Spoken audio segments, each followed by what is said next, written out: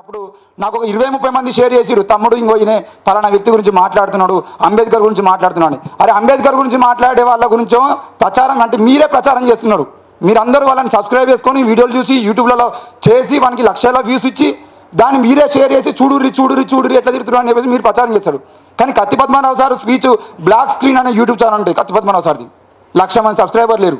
వాడు అంబేద్కర్ నిడితే 10 లక్షల మంది సబ్స్క్రైబర్ ఉంటారు. ఈ బాధకుడు విని ఫ్రస్ట్రేషన్కి వెళ్ళిపోయినాడు. మీ అందరేమో ఈ హమారా ప్రసాద్ పేరు చెప్తలేడు కానీ హమారా ప్రసాద్ అని అంటే హమారా ప్రసాద్ గారి వేరే వీడియోలు చూసి అవన్నీ మాకు పంపిస్తున్నారు. మీ అందరూ చూడండి అంబేద్కర్ని ఎలా ప్రశ్నిస్తున్నావు అంటే, ఎందుకు ప్రశ్నించొద్దురా? అంబేద్కర్ని ప్రశ్నించొద్దని రాజ్యాంగంలో ఇక్కడ రాసుందా?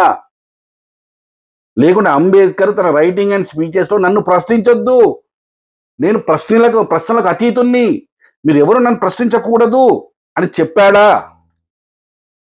అరే నేను ఇంతకుముందు ఒక మాట అన్నా, మీరు ఆ కత్తి పద్మారావు గారు కావచ్చు, నువ్వు ఒక పనికిమాలినోడి కావచ్చు, నీ పనికిమాలిన ఛానల్ కావచ్చు, నీ ఇలాంటి పనికిమాలిన ఛానల్ ఎన్నుంటాన్ని ఆ ఛానల్ అందరినీ మేము ప్రశ్నిస్తాం, మాట్లాడతాం.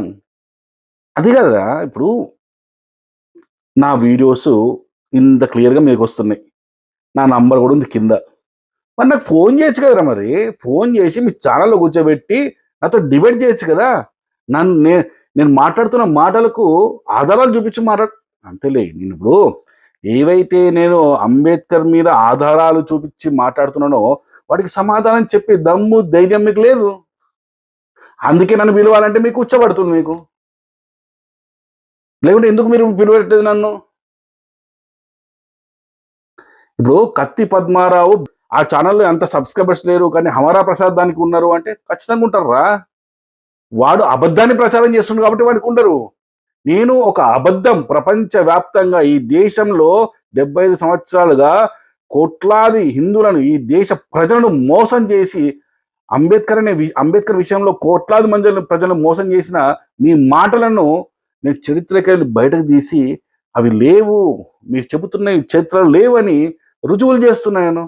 సో ఖచ్చితంగా ప్రజలు నా వీడియో చూస్తారు. ప్రజలు ఎక్కడ నిజాయితీ ఉంటే అక్కడ చూస్తారా? మా కత్తి పద్మనాభం ఇన్ని సంవత్సరాలు చేస్తున్నాడు, మా కత్తి పద్మనాభం వీడియోలు చూస్తారు కానీ అమరప్రసాద్ వీడియోలు మాత్రం మీరు చూస్తారు అంటే, అవురా భయ్ చూస్తారు. 75 సంవత్సరాలుగా మీరు చేసిన అబద్ధం ఏదైతే ఉందో అంత ఈజీగా పోతారా? పోయిన సంవత్సరం ఇదే నెలలో నేను జైల్లో ఉన్నా. మీ అంబేద్కర్ ఇష్టం నా మీద కేసు ఫైల్ చేసి జైల్లో ఉన్నా. నేను నా పోరాటం స్టార్ట్ చేసి 1 ఇయర్లో ఇంత మార్పు కనబడుతుంది సమాజంలో. మీరు తట్టుకోలేకపోతున్నారు. అరే నేను ఒక్కడినే మీ అందరి ఇంత పెద్ద వ్యవస్థను నేను అడుగుతున్న ప్రశ్నలకు మీరు సమాధానాలు చెప్పలేక కిందికి తడుస్తున్నాయి. మీకు సమాధానం చెప్పండి రా. 75 సంవత్సరాలుగా మీరు కట్టుకున్న ఈ కోట ఏదైతే ఉందో, అంబేద్కరిజం అనే ఒక కోట ఉంది చూడండి, దాని పునాదులతో సహా నేను కూల్చేస్తున్నాను చూడండి. నేను అడుగుతున్న ప్రశ్నలకి మీకు సమాధానం చెప్పలేకపోతున్నారు.